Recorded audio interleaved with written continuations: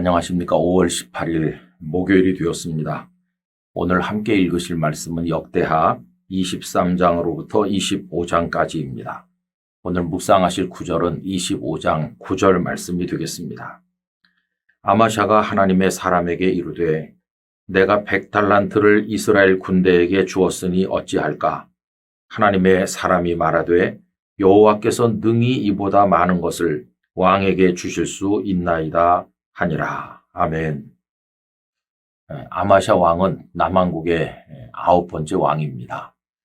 근데 굉장히 혼란스러울 때 왕이 되었습니다. 그 이유는 그의 부친이 요아스인데 그 요아스를 신하들이 살해했기 때문이죠. 여러분, 왕이 살해당하는 혼란의 와중에서 그 아들이 왕이 된 것이니까 아마샤 즉위 초기에 많이 어려웠으리라는 걸 우리가 짐작할 수 있지 않습니까?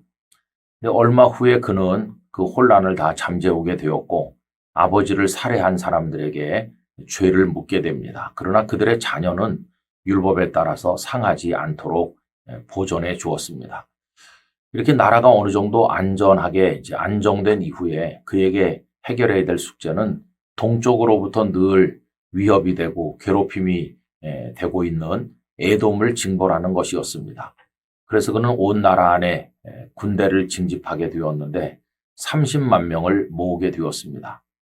그런데 아마 그 30만을 가지고 에돔과 싸우기에는 부족하다고 느꼈는지 그는 북왕국 이스라엘에 은 100달란트를 대가로 주고 용병 10만 명을 데려오게 됩니다. 그래서 총 40만 명의 대군을 준비하고 에돔과 싸우기로 작정을 했던 것이죠.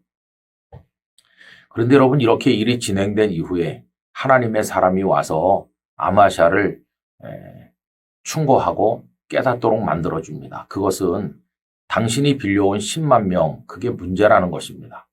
여러분, 10만 명은 북왕국 이스라엘의 군인 아닙니까? 그런데 북왕국 이스라엘은 악한 나라고 비록 아브라함의 핏줄이긴 했지만 하나님께서 함께 하시지 않는 사람들이었습니다. 이 선지자가 하는 말이 하나님께서 함께 하지 않는 사람들을 용병으로 데려왔기 때문에 이 전쟁에 심각한 문제가 있다고 충고를 하게 되었고 결국 이에 당황한 아마샤가 어떻게 하면 좋으냐 하는 뜻으로 얘기했을 때 그에 대해서 선지자가 대답한 말씀이 오늘 본문이라고 하겠습니다. 먼저 그 선지자가 지적했던 내용부터 읽어보면 이렇습니다.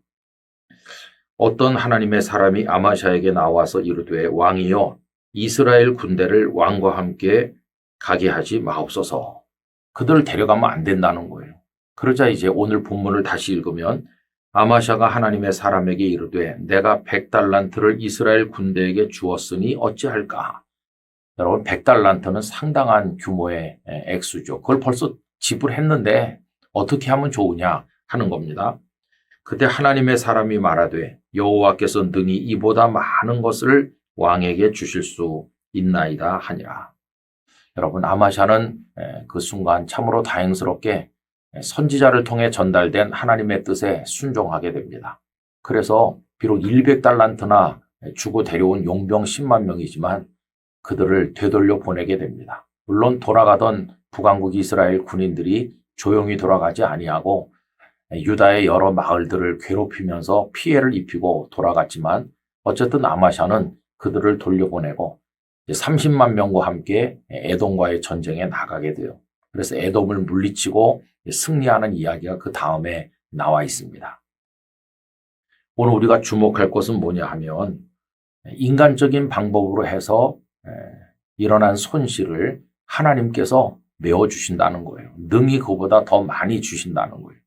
100달란트를 이미 지불했지만 하나님의 뜻에 순종할 때 하나님께서 더 능히 더 많은 것으로 갚아주실 것이다. 이걸 이제 오늘 우리가 생각하게 되는 말씀의 핵심이죠. 여러분, 우리가 살아가면서 인간의 지혜를 동원할 때가 많이 있어요. 인간의 지혜를 동원하면 당장 이익이 될 것처럼 보이기도 합니다. 그러나 길게 내다보면 그것은 이익이 아니고 우리에게 실패와 패망을 가져오는 어려움이 될 때가 많이 있어요. 여러분, 옳지 않은 것은 이익이 되는 것 같아도 과감하게 버려야 됩니다.